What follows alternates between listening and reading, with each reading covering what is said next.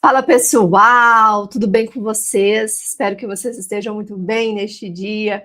Eu estou aparecendo aqui para dar continuidade aos conteúdos para o concurso da Prefeitura de Paraná e estamos falando da Lei Orgânica Municipal. Já tivemos a primeira e a segunda aula, estamos na terceira aula. Falamos do artigo 1º e do artigo 2º e agora nós vamos entrar no artigo 3º, da Lei Orgânica Municipal. Eu já quero te pedir que, se você está se preparando para esse concurso, se essa aula está fazendo sentido para você, se o meu conteúdo está fazendo sentido para você, eu faço esse conteúdo de maneira gratuita e de forma muito genuína aqui no YouTube, tá? Esse conteúdo especificamente é gratuito. Tenho a minha mentoria, tenho os meus cursos, mas esse conteúdo que eu estou trazendo para vocês aqui no YouTube é gratuito, tá? Então você não precisa pagar por ele, tá? E aí eu quero dizer para você que, se você não é inscrito no canal, já se inscreva aqui no canal, já deixa o seu like, já deixa o seu comentário.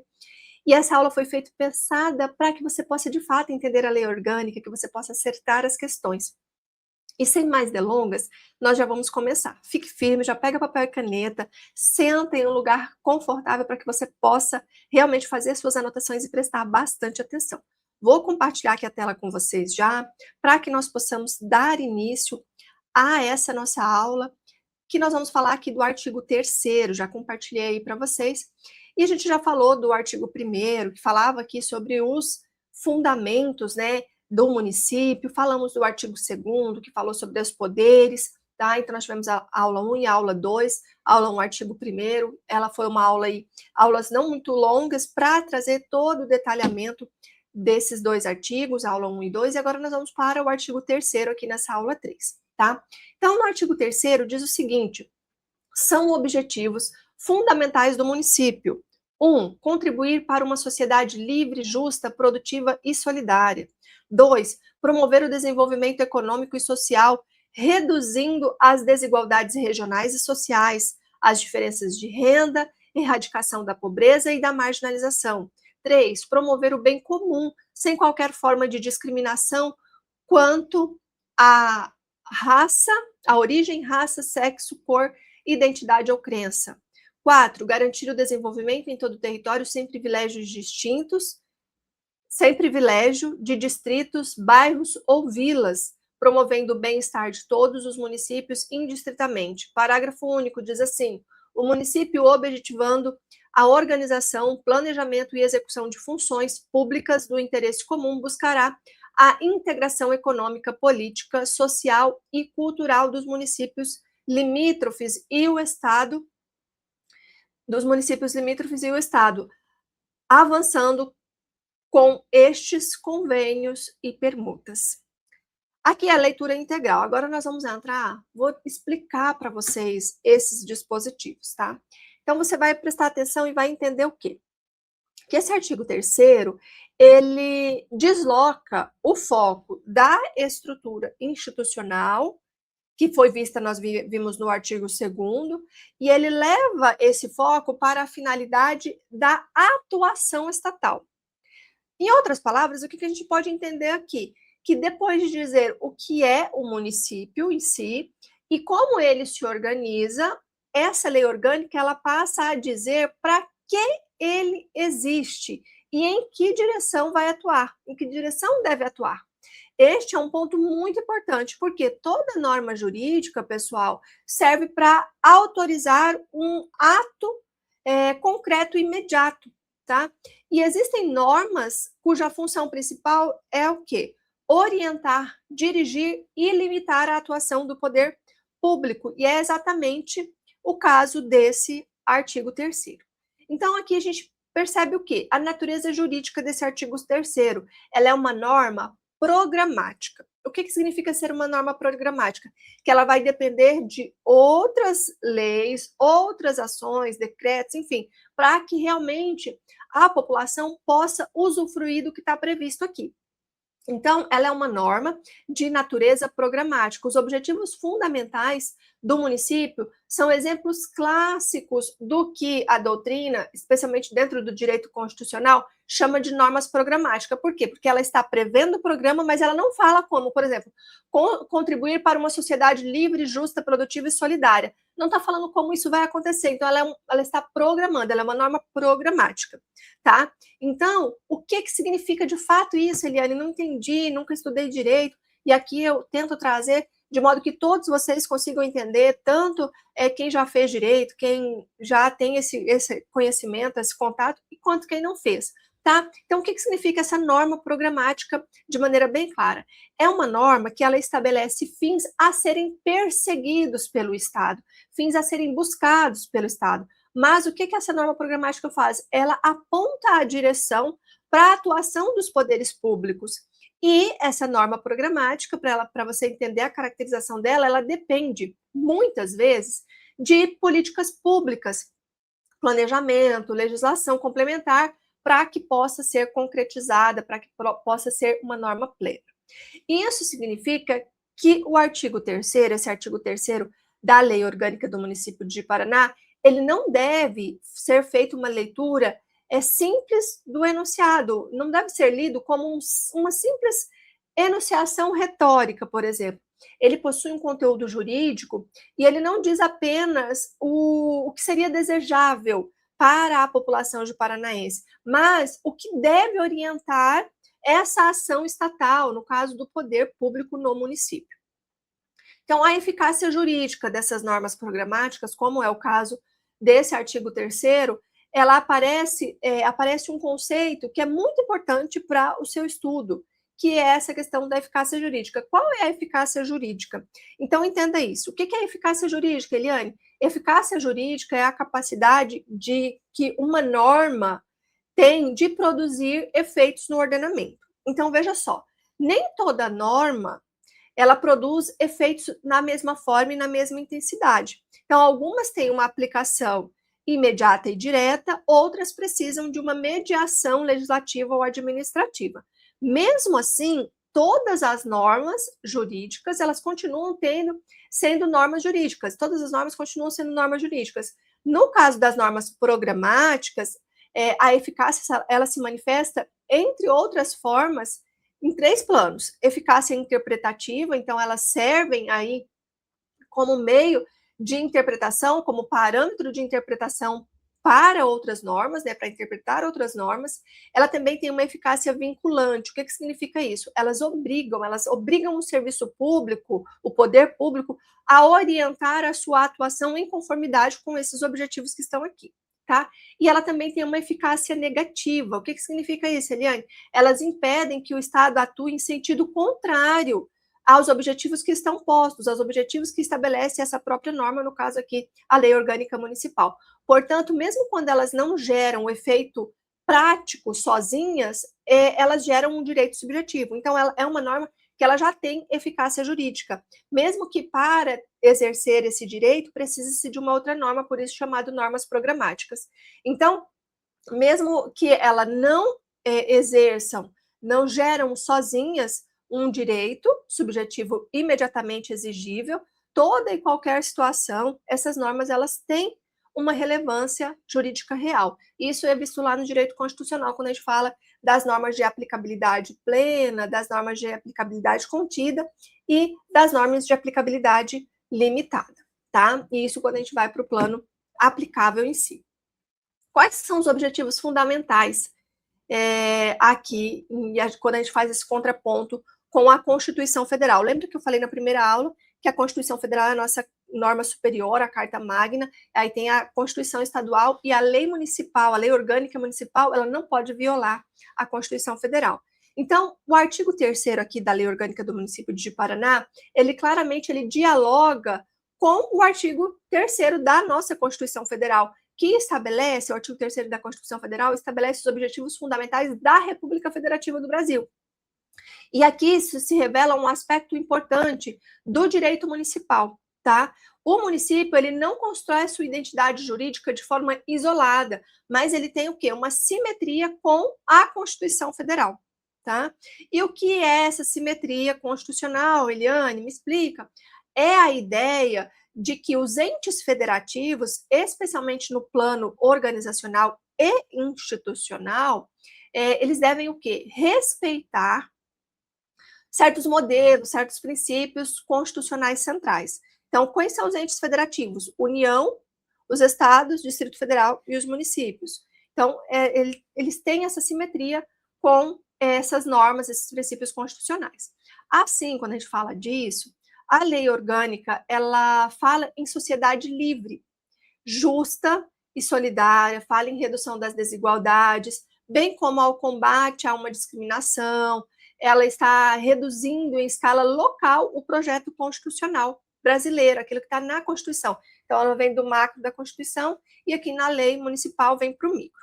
E o inciso primeiro aqui, ele fala, né, da sociedade livre, justa, produtiva e solidária. Esse inciso, ele condensa a ideia de organização social. Sociedade livre, o que a gente tem que lembrar? Liberdade aqui, ela não deve ser entendida apenas como a liberdade formal, no sentido de ausência de coerção, ausência de imposição. Mas no constitucionalismo contemporâneo, liberdade, quando a gente fala em liberdade, o conceito de liberdade, ele exige também condições materiais mínimas para que a pessoa possa desenvolver sua personalidade, exercer seus direitos, e isso está totalmente ligado com o que a gente viu da questão da dignidade da pessoa humana e também com o pluralismo político, tá? No entanto, e quando eu falo pluralismo político, você não vai lembrar de partidos. O pluralismo político ele diz respeito à ideia, à nossa capacidade de expressão, tá? No plano municipal, essa ideia ela pode refletir em políticas que assegurem, por exemplo, vou dar alguns exemplos, assegurem mobilidade urbana, assegurem acesso aos serviços públicos, assegurem a liberdade de iniciativa dentro dos limites e do interesse coletivo, tá? Então, isso a gente está falando de sociedade livre.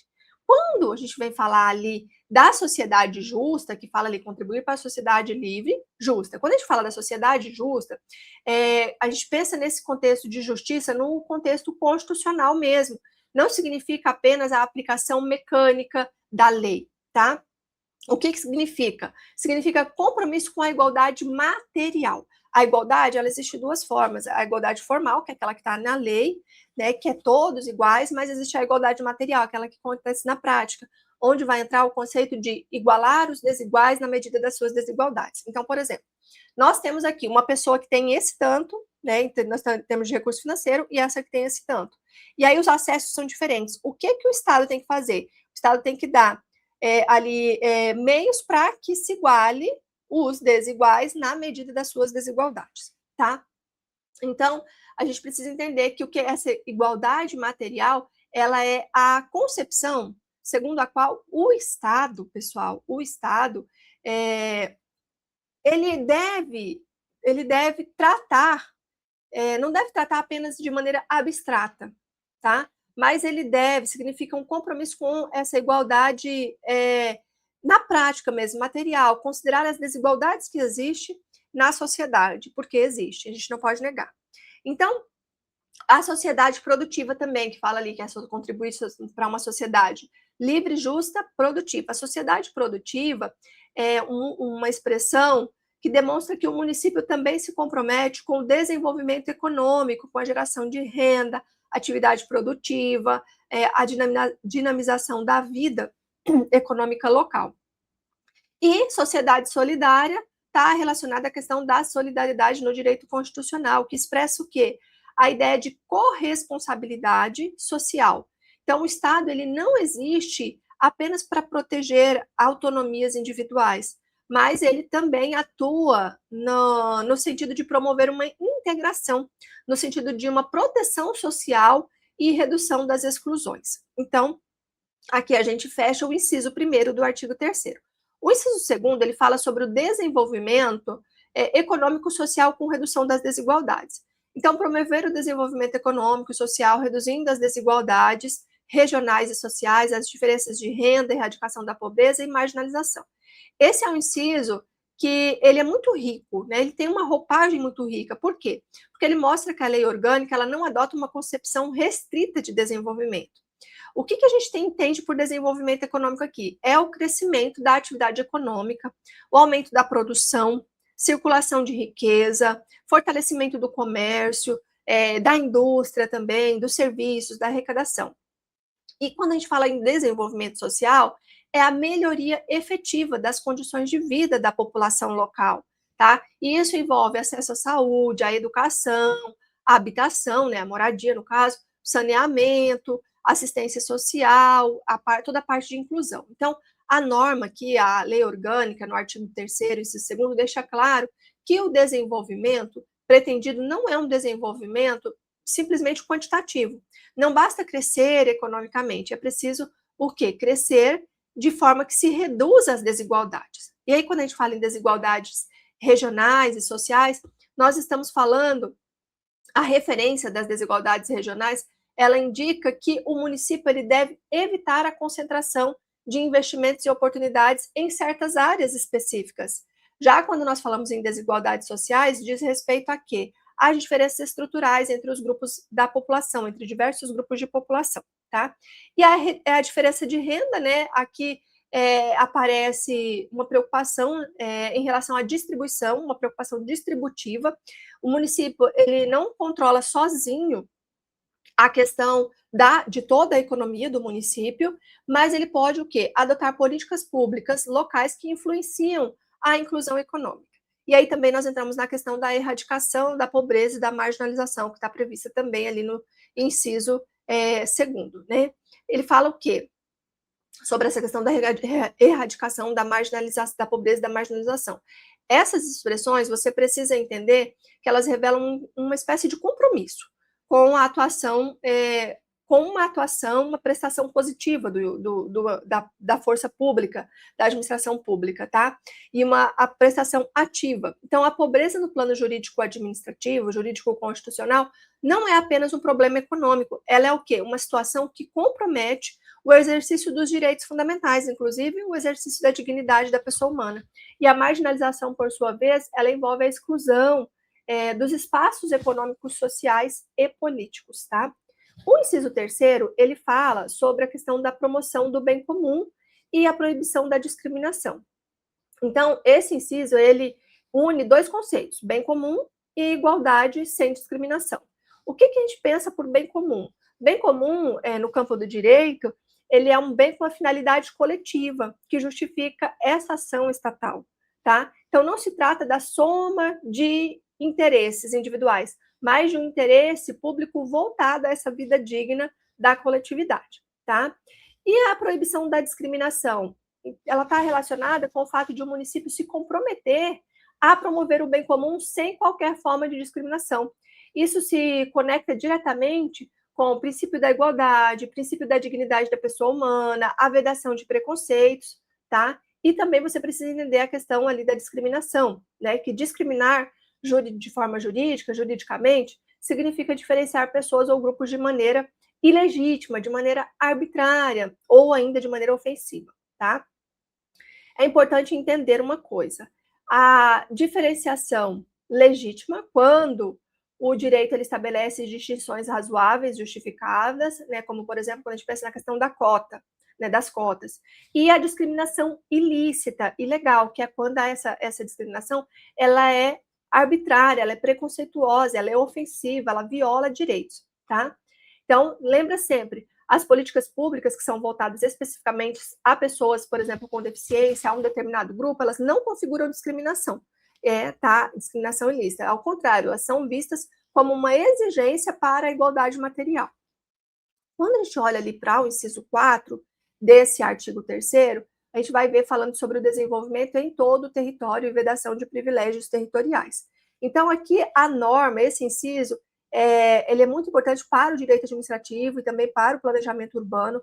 A norma aqui, ela deixa muito claro a atuação do município, que essa atuação não pode se concentrar de forma privilegiada apenas em uma parte do território.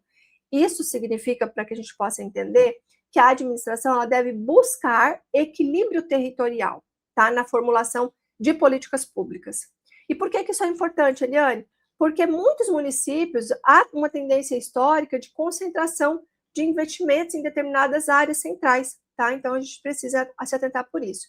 E quando fala-se em bem-estar de todos os munícipes, né, indistintamente, todas as pessoas, essa expressão ela reforça a ideia de universalidade da atuação estatal. Então o município ele não existe para beneficiar grupos localizados, elites territoriais ou alguns segmentos, ele existe para atender a coletividade, tá?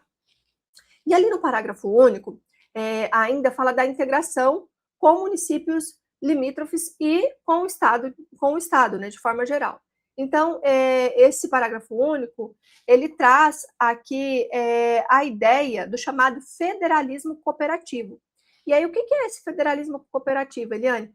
É um modelo em que os entes federativos, eles não atuam como compartimentos, de forma isolada. Eles atuam como cooperação, de forma cooperativa, de forma recíproca, para desenvolver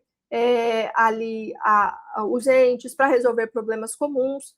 E, em vez de uma lógica de isolamento, o que se tem, baseado na própria Constituição Federal, é favorecer uma lógica de integração, tá? E aí as funções públicas de interesse comum, a gente pode entender como atividades que ultrapassam, na prática, o limite geográfico estrito do território do município, e aí certos problemas exigem essa articulação, essa integração regional. Certos problemas como município, como a saúde do município, mobilidade, meio ambiente, saneamento básico, infraestrutura, então pode existir os convênios, as permutas, tá? Então, isso aqui é muito importante para você levar para a sua prova. Esse artigo 3º é um dispositivo que tem uma densidade muito grande. Ele mostra que o município ele não deve ser visto apenas como uma máquina administrativa, né? Tem que encarar toda essa questão encarregada e comprometida com um projeto político, jurídico, de quê? Transformação social, desenvolvimento econômico equilibrado, tudo isso é importante. E aqui, pessoal, a gente encerra o artigo 3º da Lei Orgânica do município de Ji-Paraná. Se tiver alguma dúvida, pode deixar nos comentários. Se fez sentido para você esse vídeo, já deixa o seu like, deixa o seu comentário, compartilha com mais pessoas. Aqui na descrição eu vou deixar para vocês baixarem a Lei Orgânica na íntegra. Vou deixar também o meu Instagram para vocês me seguirem. Vou deixar a inteligência artificial e também o link do nosso manual de inteligência artificial, tá, para você.